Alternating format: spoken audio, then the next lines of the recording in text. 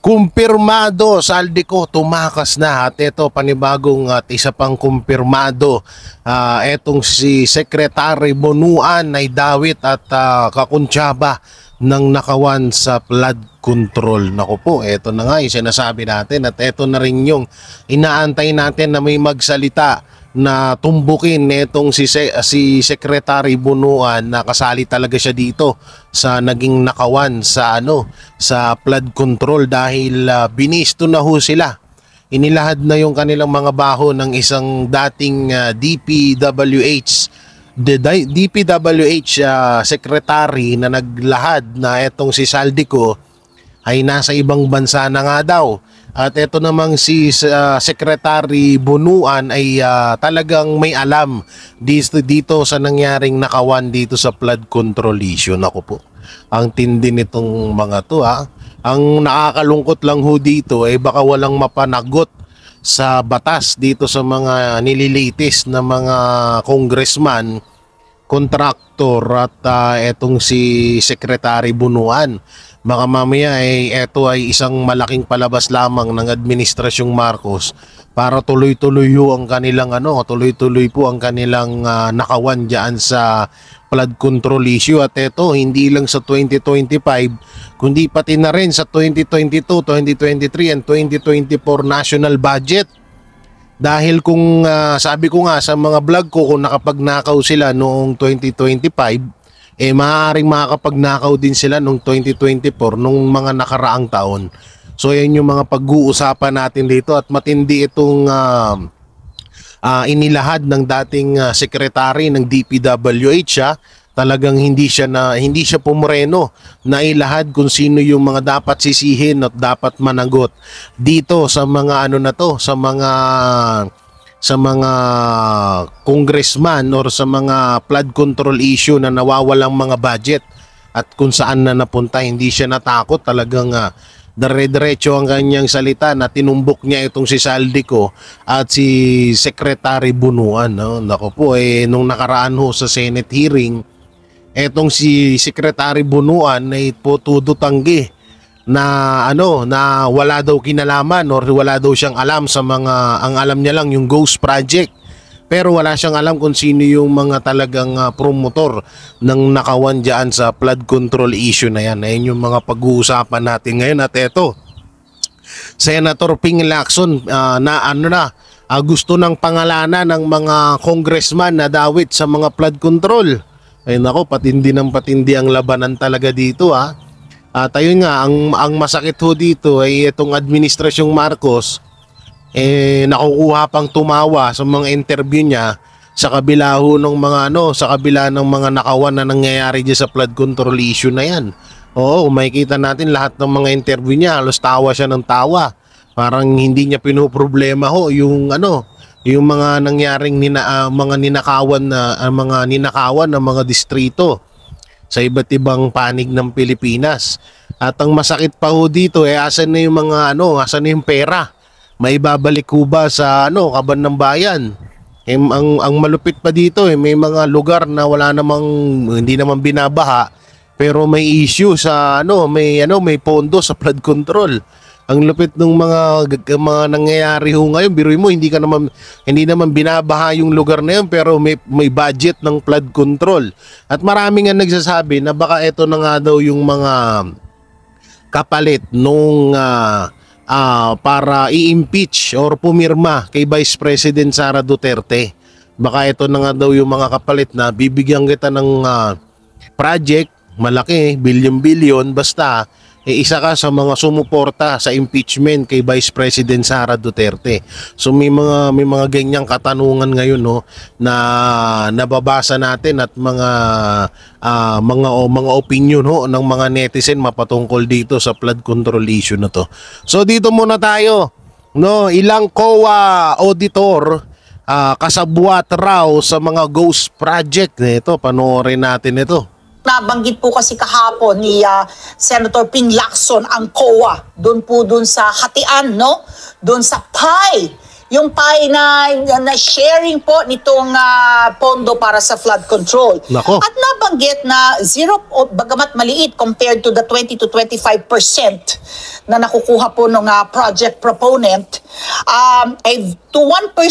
Sa inyong kaalaman, based on your experience there, so ang kanina si Pat P was speculating baka yung sa post-audit, no? Yung pag Sign paano off, to completion sign na ng off, project, yeah. and then andyan na si COA at and is going to audit, saka nabibigyan ng slice of the pie ang Commission on Audit. Ano po ang nalalaman niyo tungkol dito, Ma'am Heidi?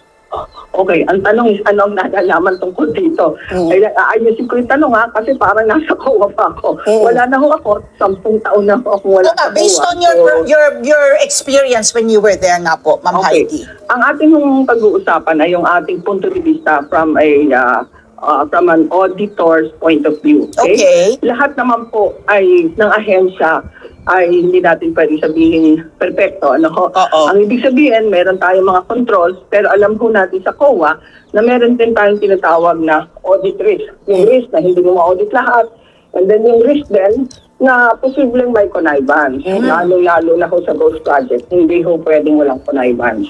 Kasi para ma-perfect ang isang ghost project, may connivance ho. Now, hindi ho natin sinasabing yan ang nangyayari. Ang ating gustong ipahayag ay kahit sa ang ahensya, posible talaga na magkaroon ng tinatawag nating vulnerabilities or opportunity for corruption. Ang mahalaga po dyan, at ang aking kung laging nababanggit sa aking lecture, alam naman natin yan sa ating bansa mataas yan dahil talagang nakita natin kung gaano yung extent ng corruption. Mahalaga ho yung tinatawag na tone at the top. Kasi kung halimbawa, ako'y nasa loob at nakita kong, strict ang aking leader at medyo seryosohan at na parang nararamdaman ko sa kanyang nakikipagsabayan siya sa pagtaya. Ay malilesen yan at hanggat maaari mawala. Kasi alam mo, ang gusto ko lang ipaliwanag, hindi ito usapin ng ay maliit naman Hindi yan ganyan di ba? Kasi dapat wala. Correct. Diba? At dapat hindi ka napipigil. Dapat as auditors, mas mataas ang standards sa auditors di ba? Yes. Dapat napapansinalaan. Kahit na yung konting hinala, pinapaliwanag na yan. So, dapat kailangan ko sabihin, hindi ako dapat ang nagsasalita Dapat yung nasa loob ang nagsasalita. Kasi sila yung hinahamon at binibigyan ng Kung ako'y tatanungin, ay syempre, ang masasabi ko lang, from the point of view of an auditor, dahil naging auditor ako, mahalaga yung tinatawag natin tone at the top. Totoo naman yun, napaka-vulnerable ng process. Alam mo kung bakit? Ay gawa ng sa katapusan ay kailangan yung pirma ng nag-review ng kontrata. Kailangan yung pirma nung nag-inspect ng project. Dahil siyempre, inspectin yan, sasabihin, ari nga bang accomplishment report na sinasabing 50% accomplished ay talagang nag-e-exist, di ba? So, mahalaga yung mga pirmang yan. At tayo naman, sabihin na natin na sa isang sitwasyon, ang biro ko nga kahapon, kung halimbawang concreting ng road, ibahin natin dahil wala akong masyadong karanasan dyan sa concreting ng road, sasabihin tingnan natin kung pantay ang timpla at latag na simento, magbo-boring test tayo sa kalsada.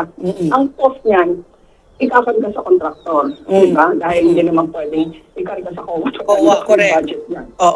Sasabihin ng kontraktor, ay pwede bang yung pagbubutas nito, yung cost na gagastos namin, ihulog na lang namin sa bulsa nyo. Okay, aso ng Ito ko yung, ang sinasabi ko ang pilit ko pinapaliwanag ay wala tayong pang-aakusa, wala tayong paghuhusga. Lahat ng administrasyon, lahat ng organisasyon ay subject sa tinatawag nating corruption risks, di ba? Ang mahalaga ay yung pagpapatibay ng control upang labanan ito. Una, sa pamamagitan ng tone at the top. Pangalawa, strict monitoring. Yung sinasabi mo nung iba na, hindi ko naman makikita tingnan lahat yan, ang dami yan. Hindi ko magandang paliwanag yun dahil meron ko tayong mga dokumento, may internet, kaya ako mas maraming paraan para makapag-monitor. Yun ho yung aking masasabi. At muli, ulitin ko, hindi ako nagsusubstitute ng aking opinion. Ayun na nga yung isa sa katakataka dito kay Secretary Bunuan. Kasi biruin mo, bakit hindi niya alam itong mga nangyayaring nakawan dyan sa flood control? naturingan siya yung secretary ng DPWH. Sa panahon ngayon, napakadali na lang na magkaroon ng monitoring or gumawa ng kasarili mong monitoring or magtalaga ka ng monitoring dyan sa bawat distrito na na ginagawan ng flood control, 'di ba? So napaka-basic lang 'yun kung sa tutusin. Pero bakit yun puro katanungan Bakit hindi nila magawa-gawa? Yun yung mahirap diyan. Ang aking sinasabi sa mga dapat tanungin. Ito ay pahayag ko bilang isang mamamayan. Kasi bilang isang mamamayan, kailangan natin yung informasyon. At natutuwa ako at pinag-uusapan ito ngayon. Dahil ibig sabihin naman ito, marami pa rin ang mga auditors na tapat at maayos ang kanilang serbisyo. Huwag naman natin gawing parang ay lahat-lahat nasa COA. Unfair po yan. Yes. Marami naman hong matinong nagtatrabaho. Pero pero mas maganda kung ipatawag din ng Congress etong saan na yung natin ipatawag ng Senado etong COA para mas magkaalaman. Hindi ko lang alam kung pinatawag nila nung nakaraan, pero ako mas gusto ko na isayin sila sa mga humarap diyan sa susunod na hearing sa Senado. At yun, abangan din natin kung etong si Saldico ay kung babalik pa ba ng Pilipinas at haharapin itong mga akusasyon laban sa kanya. Sa totoo lang, kagaya ng sinasabi ni Congressman Toby Tiangco, walang ibang makakapagpaliwanag nito kundi siya lang. So dito tayo sa isang blood control. Ito ba yung pinanood natin? Sir, panoorin natin to. Nagulantang ako dun sa inyong pie sharing scheme. Merong 0.5 to 1.0% share of the pie ang Commission on Audit, yung ating mismong state auditors. And I'd like to have some clarification on that. If kasi doon sa pie sharing ninyo, merong allowable deductions, yung mga tax na binabayad, bonds, insurances, allowed yun na deductions. Yung profit nung contractor may allowable deduction. Pero ito pong share of the pie ng Commission on Audit, please explain po, Senator. Hindi lahat yan. Maraming matitino, maraming kilala at maraming akong alam na matitino sa COA. Pero yung mga ibang resident auditor, siyempre, nako-co-opted So ito yung nakaka-share do sa pie na pag malaking masyado ang halaga ng kontrata, umuubra na yung 0.5% kasi volume naman Pero pagka yung kontratang medyo maliit, umaabot siya ng 1%. Kasi kasama na siya doon sa usapan. So, Senator Ping, kahapon we had bago bitawan ng COA. So, yung COA ba, ang papel ng COA in the flood control project specifically, sila ba yung doon sa meron silang, ang papel niya is to inspect the project upon completion, certify that it's complete, so that ang kinakagulat namin ni Patpi dito, how can a project be fully paid? Nag-ghost naman, na parang walang nag-inspeksyon, wala man lang pumunta dun sa site para tama yan. May kahit isang hollow block. May papel ba ang COA doon? Ang LGU doon? Senator Ping? Hindi pa. Meron pa yung tinatawag na site inspector. Yun yung first step. Kasi sa loob ng District Engineering Office, meron silang tinatawag na site inspector. Sila yung nasa loob din yun, part yun ng District Engineering Office, tapos sila nagmamonitor ng pag-implementa ng project. Pero kung kasama na sa sindikato yung site inspector, siyempre, yun ang magsacertify na nakumpleto na ito. Ang COA, papasok lang naman yan kung merong sa post-audit or meron tinatawag na fraud audit. Ngayon, magkukondak sila ng fraud audit ngayon dahil nga sa mga issues sa flood control projects. And I hope na makita nila lahat ito. Yung mga ghost projects, yung mga substandard. Pag nagsagawa na sila ng fraud audit. Ongoing ngayon yata yan. Dahil yan ang narinig ko na sinabi ng COA na magsasagawa na sila ng... Kasi tatlo yun regular audit. Yung isa, special audit. Yung isa, fraud audit. Yung fraud audit, at any point, pwede sila pumasok kasi nga, fraud audit. Kasi pag nagpapagawa ka ng bahay, di ba, may para kang progressive billing statement. Hindi ko hindi ko maintindihan yung fully paid tapos ghost project. Ang paliwanag mo nga kasi corrupt din yung nag-i-inspect. Yung site inspector. Kung kasabot. Hindi, totoo. Alam nyo, kasabwat talaga din yan, yung inspector na yan. Kasi, biruin nyo, bakit, halimbawa lamang, kung hindi talaga alam ni kung wala talagang alam ang DPWH secretary dyan, halimbawa, wala nga siyang alam kasi wala namang nire-report ang inspector sa kanila.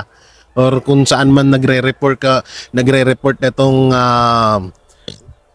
inspector na to. Kagaya nga ng sinabi ko sa vlog ko or sa reels ko dyan sa Facebook. Yan, sa mga hindi pa nakakapalo, i-follow nyo ako, Jay Guevara sa Facebook. Nakamotor ang profile picture at kasama ang cover photo, kasama ko si Baste, si Vice President Sara Duterte at si Pangulong Duterte. So yun, kagaya ng sinabi ko nga doon, ang nangyayari kasi dyan, lahat talaga yan konektado, no? Yung DPWH, yung congressman, yung contractor, yung inspector, yan konektado yan. Talagang iisa ang daluyan ng mga bitukan ng mga yan dahil ang kadalasan din talaga diyan dapat din nga mapatawag nga sa Senado yung mga inspektor sa iba't ibang distrito na bakit hindi man lang nila ito mai-report na may ganito palang anomalyang nangyayari sa mga flood control. At kadalasan ang ginagawa din kasi ng mga kontraktor, yan, lalong-lalo na yan, pag wala na yung inspektor, yung mga gagawin nila na hindi kaharap yung inspektor or pwede rin naman na kasabwat nila yung inspektor, talagang kinukulangan nila ng mga materyales. Katulad nung nagbabiral ngayon sa video sa Facebook na binubuhos lang yung semento sa gilid ng lupa, ni wala man lang hindi nga muna nila nilagyan ng graba bago buhusan, wala ng bakal, ang tabang pa nung semento ng pagkakahalo. So talaga din dapat itong mga inspector na to ay isa din sa mga isipin nating kasabwat dyan. Hindi pa pwedeng sasabihin na inspector lang naman ako, hindi pa pwede yun. Dapat talagang mapatunayan nila na bakit hindi nyo nakikita itong mga kagaguhan na ginagawa sa or baka hindi nyo ginagawa ang trabaho nyo. So dapat managot din sila dito kasi una-una, pwede kasi yan sa bawat distrito bigyan ka lang ng 10 milyon o 20 million, 'di ba? Wag ka na mag-report ng ang i-report mo doon, okay na, maayos yung gawa, matibay. Ganun yun kasi ako po dati nakapagtrabaho ako sa BF kay Bayani Fernando. So yun ay isang proyekto ng mga school. So kami ay subcon lamang, no? Yung parang alam mo yun, yung mga pinaka mabababang manggagawa, no? Hindi kami company, kami ay subcon. So yun, no, doon sa may inspector na nagche-check sa mga buhos, sa mga poste, kung gaano katapang yung semento, kung yung bakal ba ay kung yung bakal ba ay sakto doon sa mismong plano, yung poste ba ay tuwid, yung flooring ba ay pantay. So lahat yan ini-inspect yan. So doon sa kalakaran nga gawa ng mababa lang naman ang tinatawag na kickback or pakyaw. Yan, sabihin na natin pakyaw or kontrata ng mga subcon. Ang ginagawa din ng mga subcon, binabawasan din nila. Hindi naman lahat binabawasan din nila kapag wala na inspector. Malambot pa naman yung halo, huhugutin nila yung mga bakal. So totoo nga lang, pag naiisip ko, lalo dyan sa may Batangas, sobra akong natatakot dyan. May mga lugar dyan sa Batangas na pinaggawaan namin noon ng mga school, halos kulang-kulang sa mga bakal. Kadalasan nga po, madaling araw pa nagpapabuhos para walang inspektor. Para anytime mahugot nila agad yung bakal. So ganun ang kalakaran niyan. Ganyan din yan. Ano yan mabilisan ng gawa dyan. Oo, kapag subcon ka, kailangan makarami ka ng gawa para marami rin ang kita nyo. So para makarami ka ng gawa, babawasan mo yung gagawin mo. Siyempre, hindi ka maglalagay ng graba, ng bakal. So additional panibagong trabaho din kasi magtatali pa kayo ng bakal, 'di ba? Yung semento ikakalat mo lang, itatapal mo lang yung bato. So mababawasan yung trabaho nyo, mas mapapadali. Makakakuha ka pa ng ibang kontrata. So ganyan yung nangyayari diyan. Kaya kung ako sa Senado, ipatawag din ng mga inspektor na to, bakit wala silang report na may ganitong nangyayaring anomalya dyan sa mga distrito, issue sa flood control. Yan. Papel lang ang kikilos kaya naging ghost kasi nga, alimbawa, syndicated na sa loob ng isang district engineering office. Yan. Kapag meron isang proyekto, mag-prepare na yung district engineer na tinatawag na project designation order. Yung PDO, no? Tapos pag merong project designation order, siya na mag-appoint ng project engineer. Siya yung parang engineer na in charge doon sa project na yon. Ikaw ang mamahala dyan, mag-supervise yan. O kaya ikaw mag-inspect. Pagka habang merong nangyayari, meron sila tatawag na site inspector. Pero pag nagsindikato na yung buong yun, talagang magiging ghost kasi kung halimbawang hindi nga nakumpleto ang project, sige, papila lang paanda rin natin. Ano nangyayari kasi, Ali, Pati, pag sindikato na, sa bidding pa lang, meron na yan. Alam na ng district engineer kung kanino i-assign na contractor yan. Totoo yan. Nila yan Tapos, yung mga ibang bidders na natatalo, kaya nga merong parte, yung Pitch and Awards Committee. Kasi nga, yung ibang losing bidders, nagpaparaya na yun pero bibigyan mo sila ng porsyento rin Para hindi na magreklamo. Magpatalo na kayo dyan. Rig na yung bidding, magpatalo kayo, susunod na lang kayo. Hindi, ganyan talaga nangyayari dyan. Alam nyo, sa pagkakataon to, pabor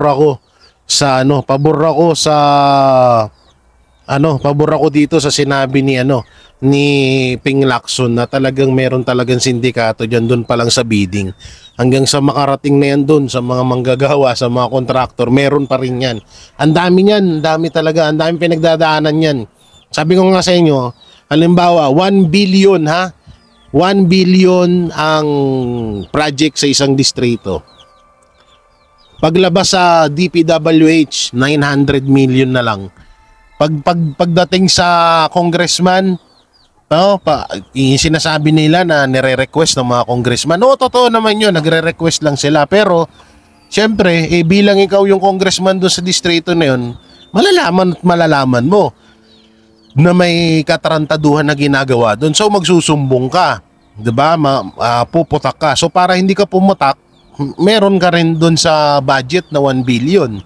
So, syempre, may kaltas yan sa congressman, kung sino mang congressman dyan, sa 900 million, magiging 700 million na lang ang budget doon sa flood control.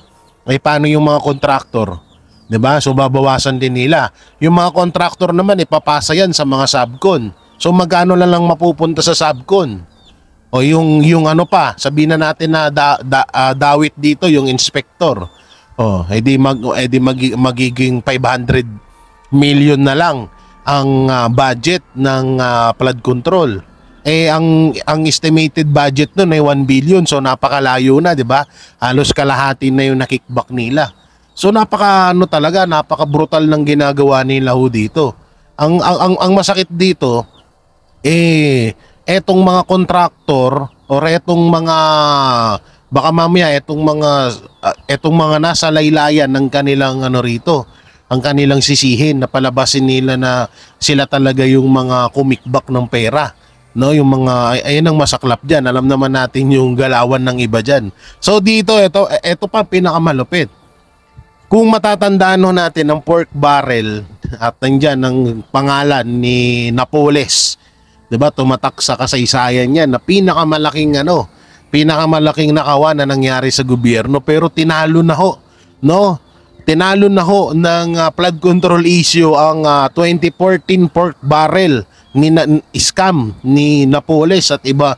Alam naman natin na maraming mga nadawit na mga politiko diyan.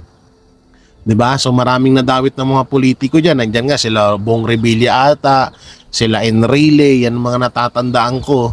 At yung iba pa. So maraming nadawit dito sa pork barrel na to. So ngayon, mas malala pa ang nangyayari dito sa flood control issue. 2025 national budget. So ito panoorin natin.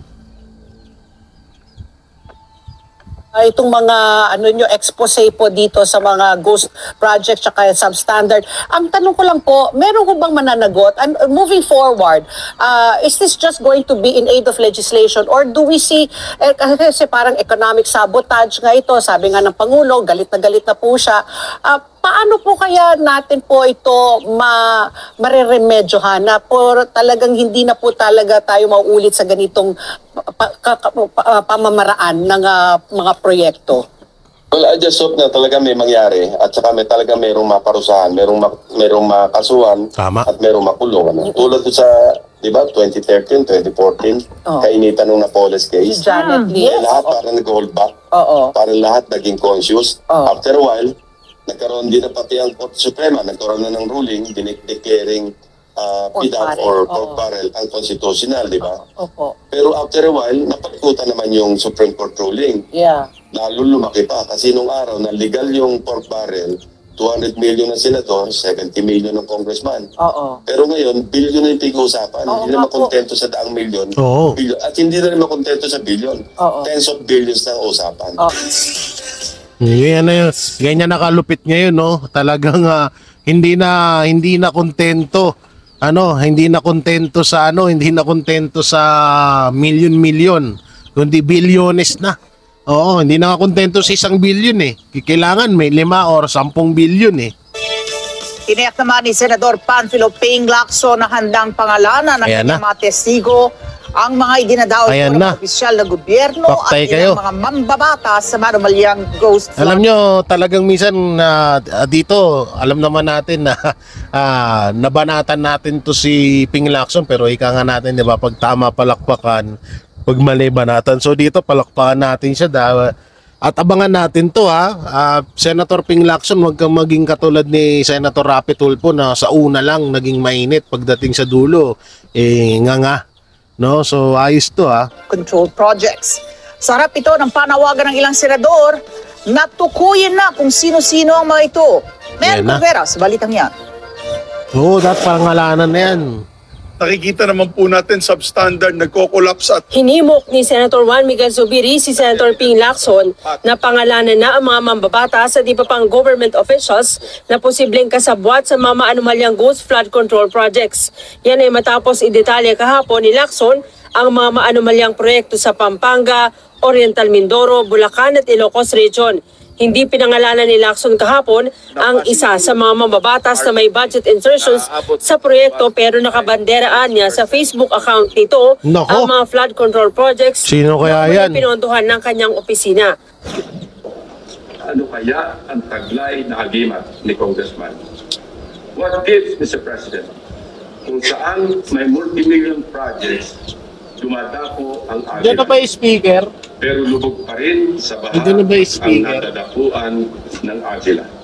Ayon kay Zubiri, dapat pangalanan ang lahat ng mambabatas na may flood control insertions at kung may nangyari nga bang kapalpakan sa lahat ng proyekto. we're still hoping that the Blue Ribbon Committee can go down even further in naming the proponents of these projects. Dito sa Senado, ilabas natin ang proponents ng mga projects na to. Pati doon sa House, sana mailabas din nila. Ayon naman kay Senate President Pro Tempore Jingo Estrada, hiniling niya sa Blue Ribbon Committee na maipatawag ang iba pang napangalanan sa privilege speech ni Lacson kasama ang mga district engineers sa Bulacan at COA officials. Patatawag siguro natin sila yung mga district engineers, of course, ng Bulacan, Mindoro. Talagang napukpok talaga ng gusto yung Bulacan, no? COA. Kasi hindi isa pa yan yung COA. Ang ghost project kung walang cooperation ng COA. Tama. Naniniwala naman si Estrada na tip of the iceberg pa lamang ang nabunyag na ghost project sa Bulacan at baka nangyayari rin ito sa iba pang probinsya. Magtatagal. Hindi, malamang sa malamang. Kaya nga ito, di tama to ha. Talagang baka nangyayari pa to sa ibang lugar, hindi lang sa Bulacan. Yung investigation sa mga committee, hindi lang siguro dalawa, hindi siguro. Kaya nga ngayon natatakot na yung ibang congressman ng mga involved dito. At yung iba nga naglalayasan na nga sa bansang Pilipinas. At di umano ay doon sa ibang bansa iniimbak yung mga pera nila na nanakaw dito sa bansang Pilipinas.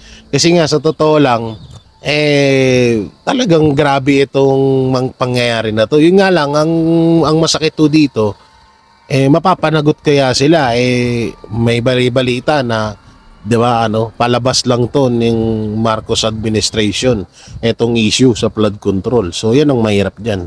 Umabot pa ng 10 hearing yan sa dami o sa lawak ng scope. So, dito tayo sa isang balita dito kay Bunuan.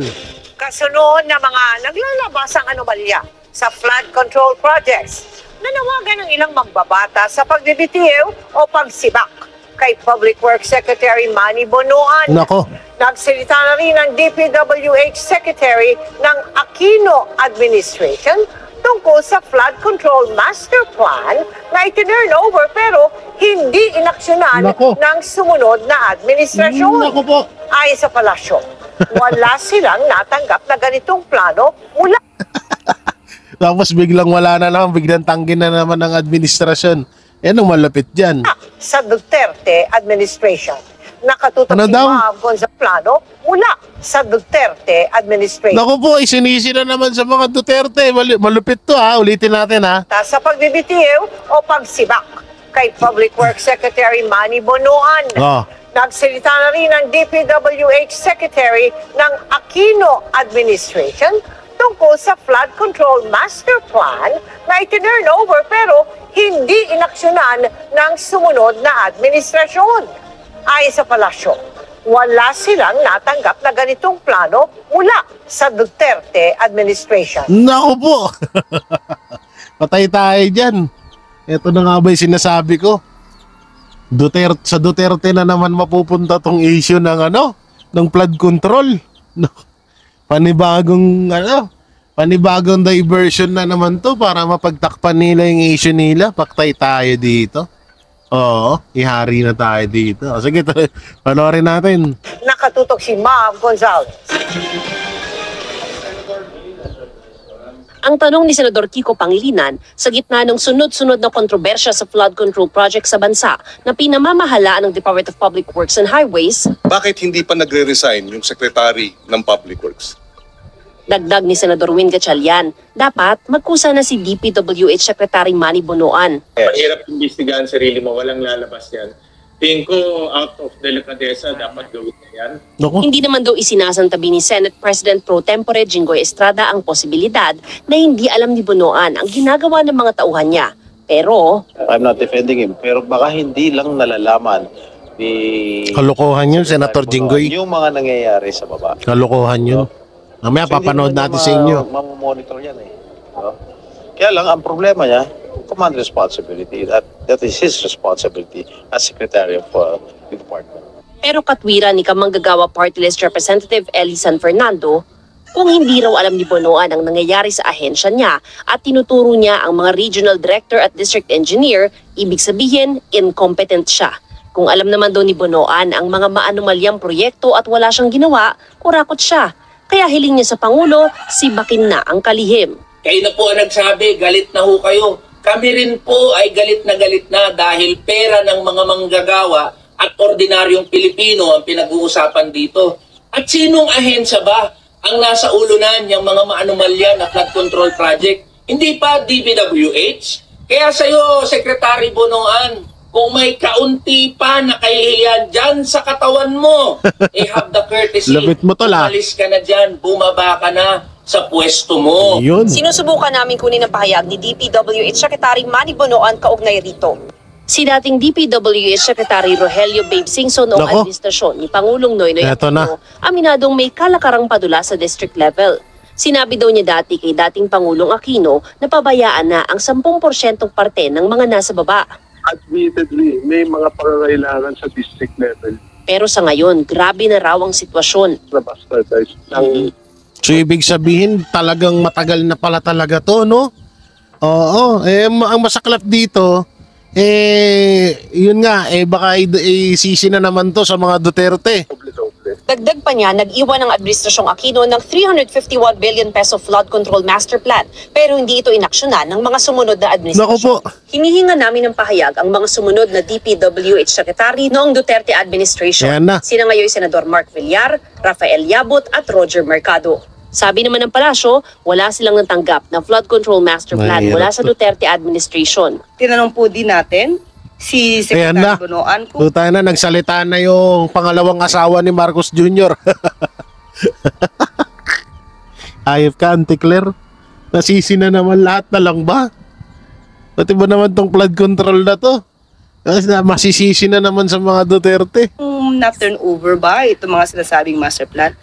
Sa kanyang pagkakaalam at sinabi po sa atin kanina. Nakakalungkot po. Sige, nami-miss namin yan ha. Ay wala rin po siya natanggap. Walang natanggap na turnover mula kay then Secretary DPWH Secretary Mark Villar, si Secretary Bonoan. Ngayong iniimbestigahan kung saan napunta ang pondo para sa flood control projects, may panawagan si Singson sa mga mambabatas. Pakiusap ko sa Kongreso, pwede ba sa Kongreso time out muna sa grid? Time out. Para sa bayan naman. Mahiya naman kayo. 3 taon. Baka mamaya isa ka din eh. Oo, kasi eto po dating DPWH secretary din po ito, katulad ni Bunuan. Parehas lang din po sila.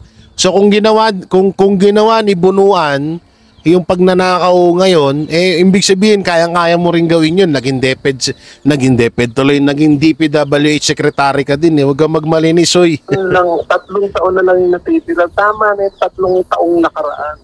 Nababanggit sa mga ulat ang pangalan ni Singson na posibleng pumalit bilang DPWH secretary. Pero ang kanyang tugon, para sa GMA. Ako, mahirap yan Retired ka na ngayon tapos bandang uli, hindi pala. Ito pa. Samantala, pinagre-resign na ng ilang mambabata si Department of Public Works and Highway Secretary Manuel Bonoan dahil sa maanumalya umanong flood control project sa bansa. Una nang iginiit ni Bonoan na Pangulo ang magdedesisyon kung papalitan siya o hindi. Ay nako, hindi nagdesisyon yun. Oo, yung problema nga ng Pilipinas, di niya kaya solusyonan. Yung pagre-resign mo pa kaya. Balitang hatid ni Mav Gonzalez. So napanood na pala natin to kanina, no? Tingnan pa natin yung ibang balita dito. So dito tayo. Ito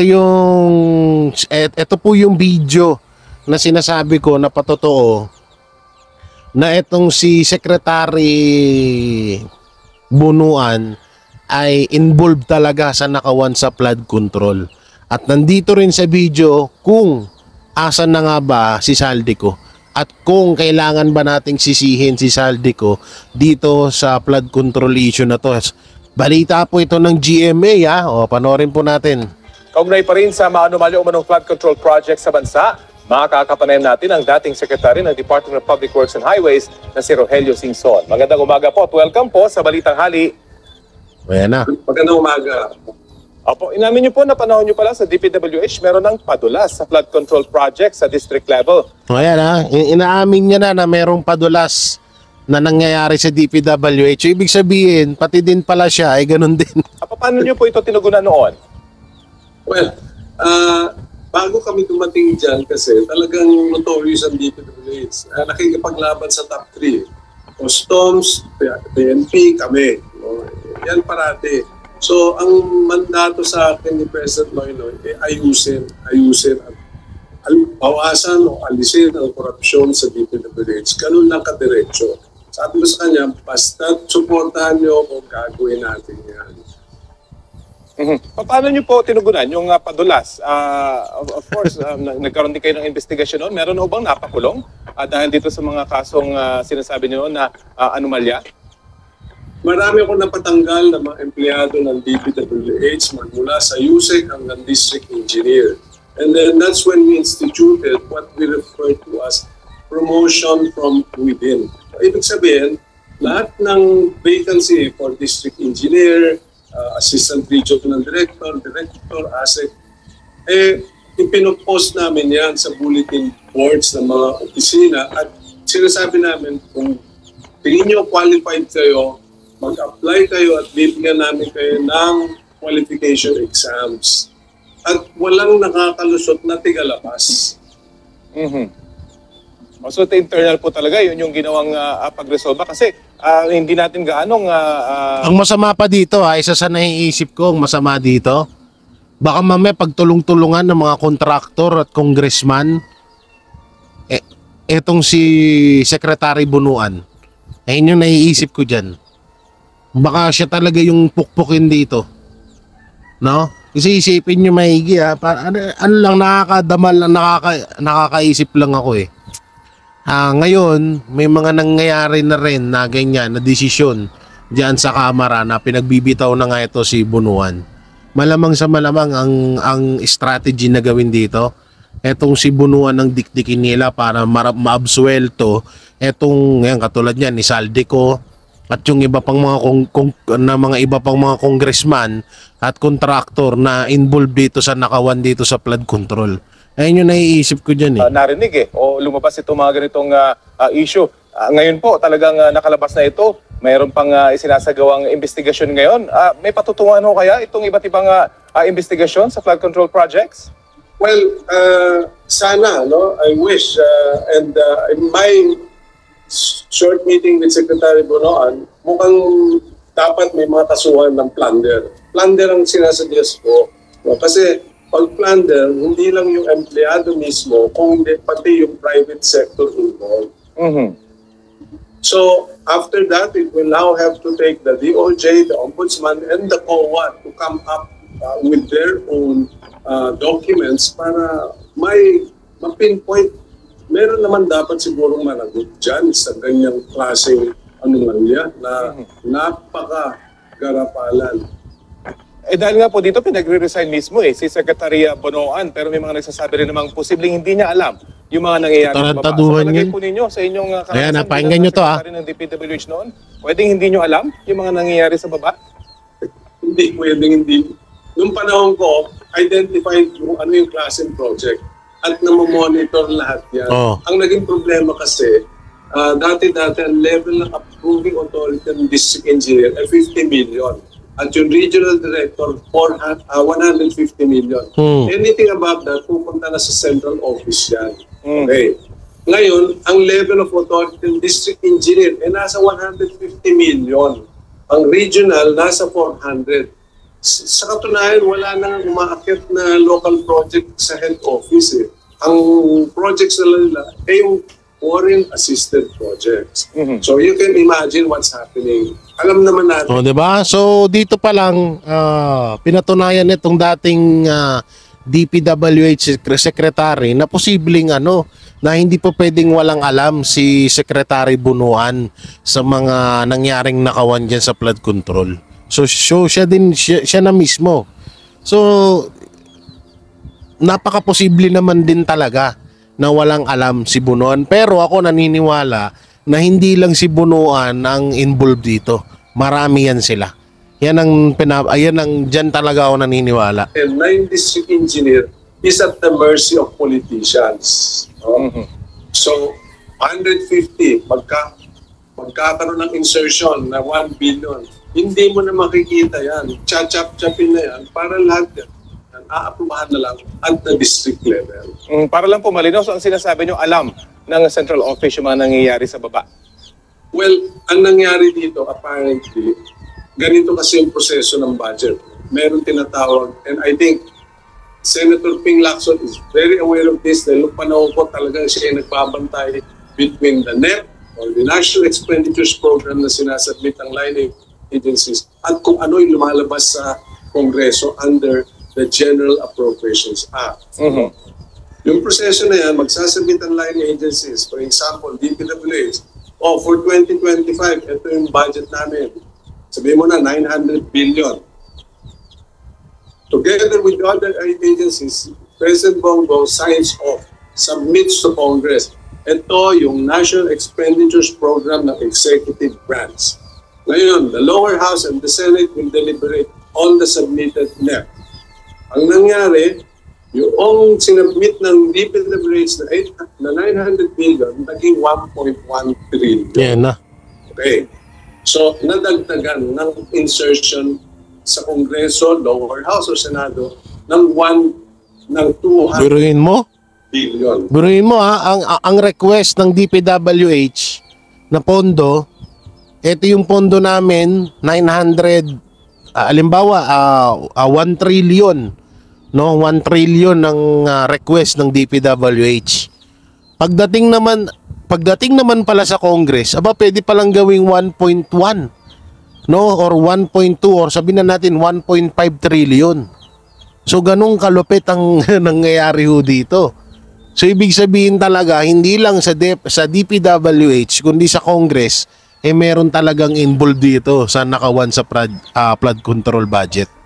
Ang nakasama pa doon, yung palang sinabmit ng DPWH na 900 billion, merong binawas na mga 250 billion doon sa regular program na sinabmit nila at isinama as insertions. Yun ang hindi nalaman ng head office. So 450 billion ang blindsided ang central dahil biglang lumitaw.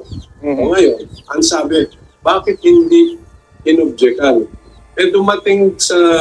Bumalik sa Malacanang, the President vetoed, I think, almost about 76 or 80 billion out of the insertions. Okay. Anyway, sige po. At siguro itong mga figures na ito, marami pang lalabas At sana matugunan ng mga batas dito sa sinasagawa nilang investigation. Anyway, ano po kayo nangyari doon sa flood control master plan na iniwan po ng Aquino administration? Paano nyo po ba itinan-over ito sa susunod na namunod sa DPWH? Hindi ko naman iuwi yun. It is public document. It is in the Department of Public Works. In fact, NEDA has been referring to the master plan for river basins. Major river basins yan.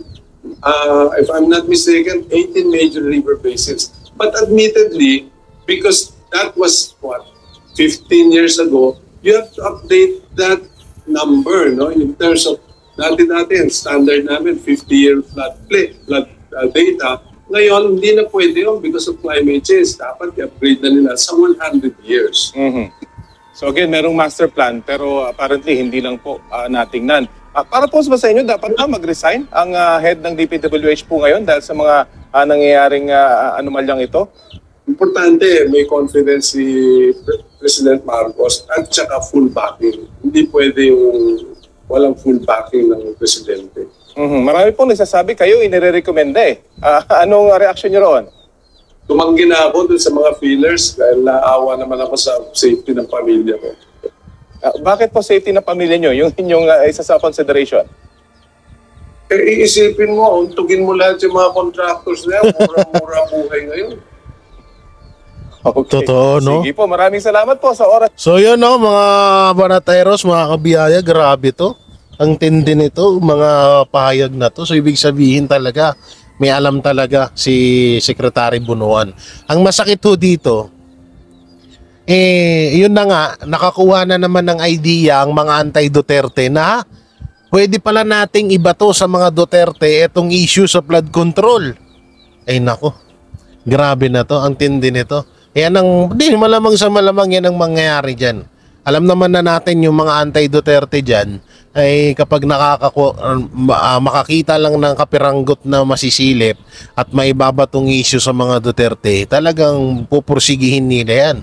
'Di ba? Para lang maibato nila, para lang masabi nila na ang mga Duterte talaga ang nagnanakaw dito sa flood control issue na yan. 'Di ba? So, kung halimbawa man na papaimbestigahan ang nakaraang administrasyong Duterte mapatungkol dito sa flood control, mas maganda isama din. Isama din yung kay Aquino at yung sa iba pang mga presidente.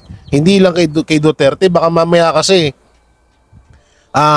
hanggang sa Duterte administration lang tandaan nyo baka mamaya bago pa lang na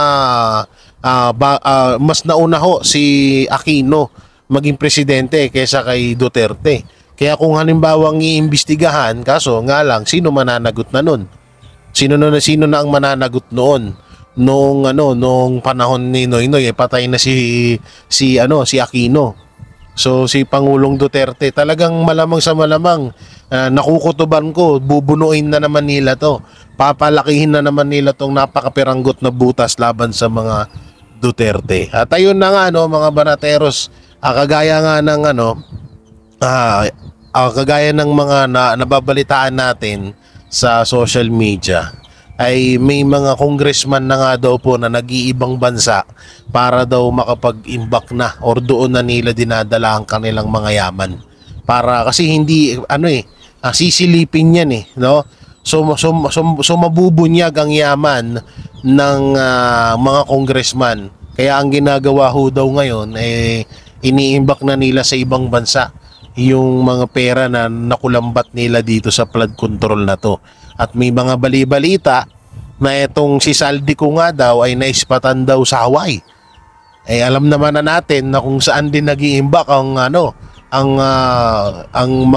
bossing ni Saldico, di ba? So may mga sabi-sabi ito, sabi-sabi lang naman to, hindi wala pa naman tong 100% na katotohanan. Pero mapapaisip din talaga tayo na baka nga totoo kasi nga hanggang ngayon hindi pa siya nagsasalita at hindi siya nagpapakita. 'Di ba? Wala siyang imik dito sa nangyayaring flood control issue. So tayo mapapaisip talaga tayo, baka totoo nga na nasa Hawaii siya. Baka nga totoo nga na talagang doon na siya nagtatago sa Amerika. Baka nandun na siya sa ibang bansa at doon niya rin dala-dala ang mga kung maaari man na kung talagang totoo man na nagkasama siya sa nakawan dito sa usapang flood control issue. So yan mga banateros, mga kabiyaya, nung may kukomento nyo ho dito sa mga napag-usapan natin, comment nyo lang po dyan sa baba at ating babasahin yan. At syempre, huwag nyo na rin kalimutan na mag-like, share, comment, and subscribe sa ating YouTube channel. Pipindot na lang din po yung bell button para lagi kayo updated sa ating mga video araw-araw. At pakidamay na rin po yung join button at super thanks natin yan. Napakalaking tulong po yan. At yung lalong-lalo na yung pag-share nyo sa mga iba't ibang social media platform ninyo dyan sa mga kaibigan, sa mga kapwa nyo OFW, mga kaibigan nyo. Napakalaking tulong po yan para mapanood pa po ng iba nating kababayan yung mga tunay na balita na nangyayari sa bansang Pilipinas. So yun, maraming salamat, ingat kayo palagi, God bless and peace, and bye bye. Yan ang banateros, walang inuurungan. Pag tama palakpakan, pag mali ay babanatan. Yan ang banateros, boses ng ordinaryong Pilipino. Banateros ay walang makakaawan, walang inuurungan. Banateros ay tinutulungan.